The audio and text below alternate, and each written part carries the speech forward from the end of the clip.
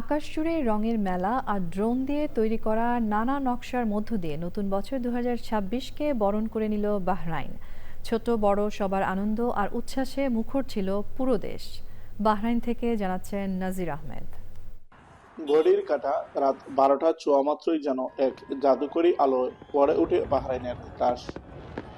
নতুন বছর 2026কে স্বাগত জানাতে বাহরাইন ট্যুরিজম বোর্ড এক বিশাল উৎসবের আয়োজন করে। বিশেষ করে বাহরাইন বে এবং ওয়ার্ল্ড ট্রেড সেন্টার এলাকায় দেখা যায় মানুষের উপচে পড়া ভিড়।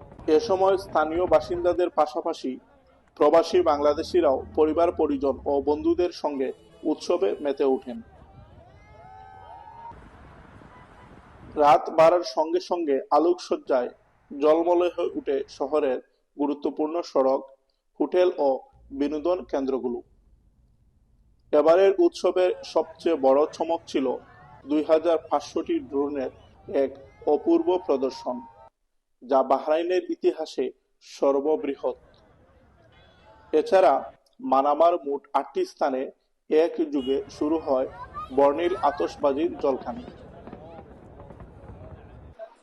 আলো, আনন্দ আর উৎসবের মাধ্যমে পুরাতন বছরকে বিদায় জানিয়ে নতুন বছরের আশা বুকে নিয়ে আবারও অপেক্ষা শুরু হয় আগামী উৎসবের। নাজির আহমেদ, চ্যানেল আই, বাহরাইন।